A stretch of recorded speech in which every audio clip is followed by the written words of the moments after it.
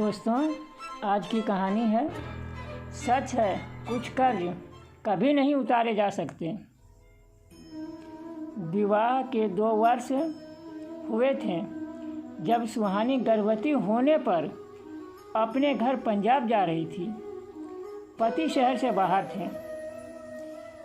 जिस रिश्ते के भाई को स्टेशन से ट्रेन में बिठाने को कहा था, वो लेट होती ट्रेन की वजह से रुकने के मूड में नहीं था, इसलिए सामान सहित प्लेटफॉर्म पर बनी बेंच पर बिठाकर चला गया। गाड़ी को 5वें प्लेटफॉर्म पर आना था। गर्भवती सुहानी को 7वां माह चल रहा था। सामान अधिक होने से एक कूली से बात कर ली। बेहद दुबला पतला बुजुर्ग, पेट पालने की व्यवस्था उसकी आंखों में थी। एक याचना के साथ सामान उठाने को आतुर।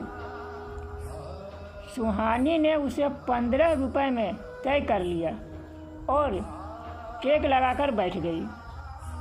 तकरीबन 1.5 घंटे बाद गाड़ी आने की घोषणा हुई, लेकिन वो बुजुर्ग कूली नहीं दिखा। कोई दूसरा कूली भी खाली नज़र नहीं आ रहा था। ट्रेन छूटने पर वापस घर जाना भी संभव नहीं था। रात के 12:30 बज चुके थे। सुहानी का मन घबराने लगा। तभी वो बुजुर्ग दूर से भागकर आता हुआ दिखाई दिया। बोला, चिंता ना करो बिटिया, हम चढ़ा देंगे गाड़ी में। भागने से उसकी सांसें फूल रही थी। उसने लपक कर सामान उठाया और आने का इशारा किया। सीढ़ी चढ़कर पुल से पार जाना था, क्योंकि अचानक ट्रेन ने प्लेटफॉर्म चेंज करा था, जो अब 9 नंबर प्लेटफॉर्म पर आ रही थी। वो सांस फूलने से धीरे धीरे चल रहा था और सुहानी भी तेज चलने की हालत में नहीं थी। गाड़ी ने सीटी दे दी। भागकर अपना स्लीपर कोच का डब्बा ढूंढा।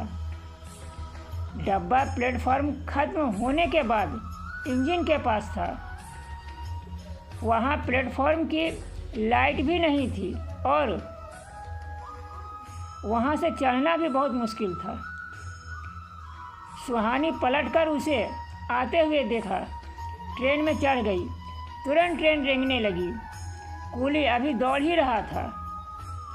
हिम्मत करके उसने एक एक सामान रेलगाड़ी के पायदान के पास रख दिया। अब आगे बिल्कुल अंधेरा था।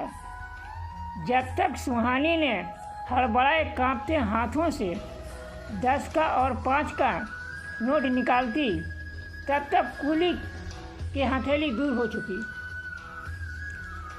उसकी दौड़ने की रफ्तार तेज हुई, मगर साथ ही ट्रेन की रफ्तार भी। वो बेबसी से उसकी दूर होती हथेली देखती रही और फिर उसका हाथ जोड़कर नमस्ते और आशीर्वाद की मुद्रा में उसकी गरीबी, उसका पेट, उसकी मेहनत, उसका सहयोग सब एक साथ सुहानी की आंखों में कौंध गई। उस घटना के बाद सुहानी डिलीवरी के बाद दोबारा स्टेशन पर उस बुजुर्ग कूली को खोजती रही, मगर वो कहीं दोबारा नहीं दिखा।